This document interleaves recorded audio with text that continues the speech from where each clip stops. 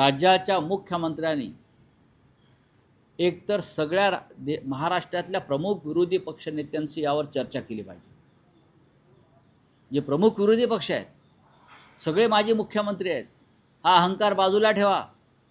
प्रमुख विरोधी पक्षनेत्यांशी प्रमुख पक्षाशी चर्चा केली पाहिजे आणि त्यांच्यासह जरांगेंची भेट घेतली पाहिजे संपूर्ण कॅबिनेटसह, आणि त्यातून काय मार्ग काढता येईल हा एकत्र बसून सामुदायिक निर्णय घेणं गरजेचं आहे।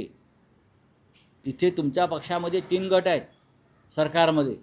मिंद्यांचा विषय वेगळा आहे, मिंदे आंदोलकांना वेगळ्या पद्धतीनं मदत करतायत फडणवीस अडचणीत आणण्यासाठी। देवेंद्र फडणवीस यांची भूमिका वेगळी आहे, ते परशुराम महामंडळवाले आहेत बरं का। आणि हे जे आहेत मिस्टर अजित पवार हे चीनच्या भिंतीसारखे तटस्थ आहेत, त्यांची काही प्रतिक्रियाच नाही आहे।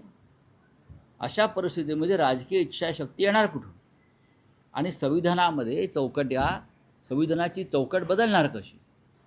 आणि या सगळ्यामध्ये मनोज जरांगे पाटील यांचे प्राणपणास लागले आणि हजारो जे त्यांचे समर्थक आहेत, मराठा समाजाचे आंदोलक आहेत, ते रस्त्यावर पावसामध्ये भिजत बसलेले आहेत।